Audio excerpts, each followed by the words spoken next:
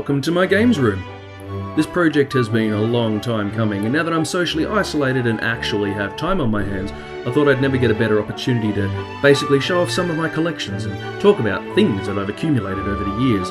After all, what's the use in hoarding stuff if you can't share it with people, right? I'm going to start off with my Zelda Cabinet. In here you'll find every mainline Zelda game, a lot of very cool amiibo, and a couple of other interesting tidbits. On the top shelf here you'll find the original three, The Legend of Zelda, The Adventure of Link, and A Link to the Past. I'm old enough that I played through the entire Zelda series in order from the very beginning. There was something so special about having a game on a gold cartridge. These first two games can be very daunting to new players. Their appeal is largely nostalgic, I get that. They're still quite playable, but they're also frustrating and very obtuse, especially Zelda 2. I can remember buying this quite late. It was well after the Super Nintendo had come out and shops were just throwing NES games out at bargain prices. I can remember as a teenager buying this for $15 brand new. I can even claim that I finished Zelda 2 3 times. Once, fully legitimately, without even the duck and stab technique for Shadow Link. I don't know how I did it, and I'll never do that again. It's just too much pain to put yourself through. I wish Nintendo would do a proper remake of this game like they did with Metroid 2. I've also got this Japanese Famicom cart which I bought at Super Potato in Tokyo. I did show this one off during the Year of Retro Gaming series. It's a green cartridge.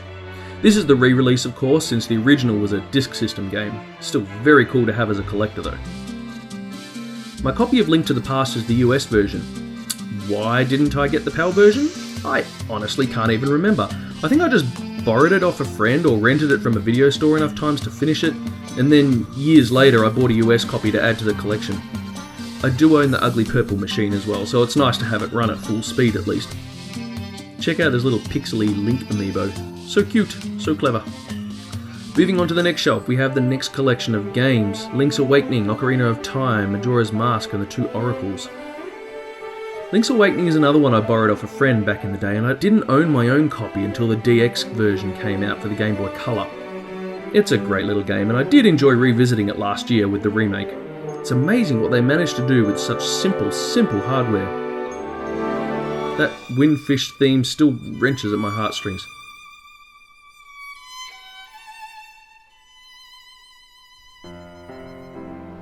I can remember distinctly having pre-ordered Ocarina of Time, and a local electronics store broke the street date for some reason, so I cancelled my pre-order, picked up the game and rang all my friends screaming that I had it before anyone else. I was so excited! And this game only took a couple of weeks to get a release here after Japan and America, which was pretty outrageously good. In the old days we'd usually have to wait 1 or 2 years.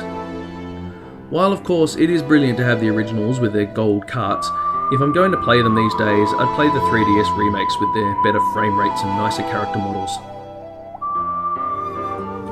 I like the Oracle games a lot, while at the same time thinking they're mostly unmemorable. I loved the way that they could interact with each other once you finished them. I have played through them twice in both orders.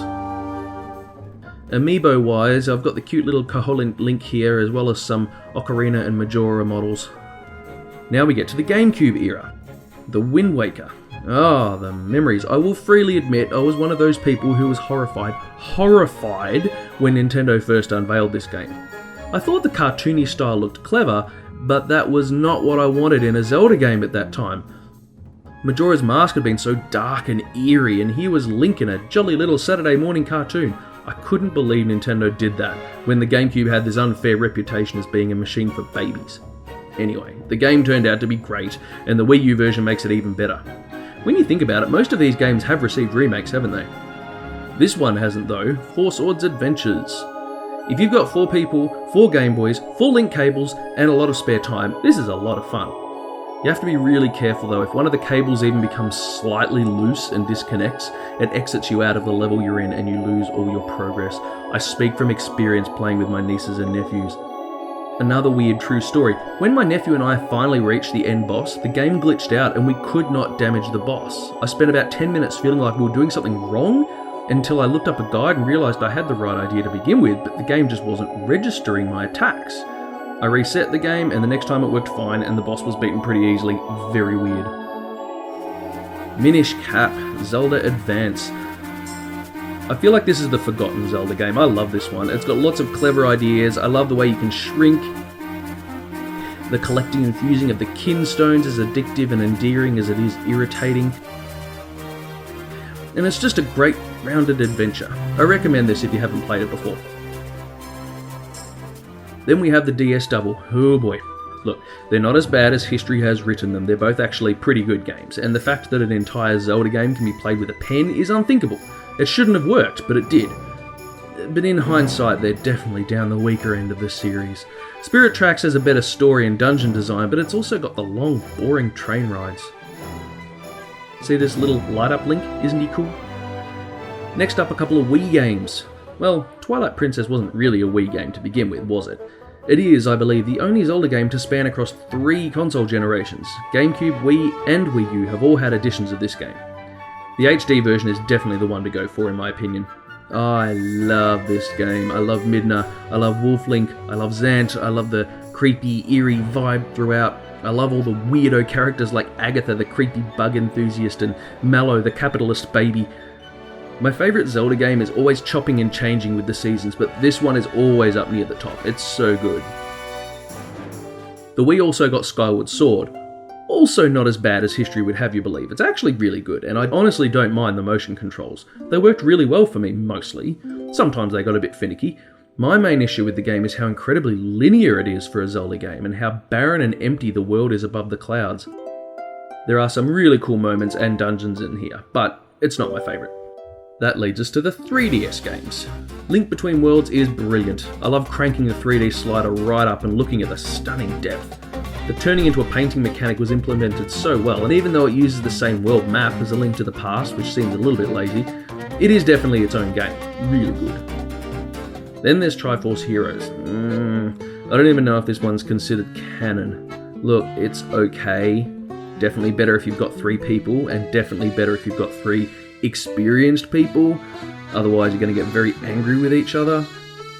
Some of the levels and bosses are, I'm pretty sure, impossible to beat on your own, so a couple of times I had to go online, and that was just a nightmare. Apart from the fact that you don't know who you're going to be playing with and there's lag issues as well, everybody votes on a level to play like Mario Kart, so you might not even get to play the level that you need to finish. It has some clever ideas and lovely music, but the experience was usually a lot more frustrating than fun for me. Which brings us at last to Breath of the Wild. I could go on for hours about this, but everyone in the entire internet world has been gushing about this game for the past 3 years, so I'll be brief. It's brilliant. It's something else. It takes the Zelda concepts of exploration and discovery and cranks it up to 15. Even just running through big empty fields feels like an adventure. I've got the game on both Wii U and Switch. I felt some kind of weird loyalty to the poor little Wii U. People judge that thing way too harshly. It had heaps of really good games on it, this one in particular, and almost all of them have been ported to Switch now. But yeah, Breath of the Wild, man, it's the game of this generation, hands down.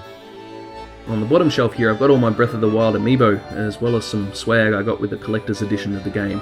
There's the Master Sword, which is really cool. There's a Sheikah coin and a Hyrule map, which has the Guardian painting on the back. Who's your favourite champion? Mine's probably Rivali, even though he's a jerk. So that's my Zelda cabinet. Thank you for joining me for episode 1. Next time I'll look at the cabinet next door for 3 other series collections. See you then. Peace out.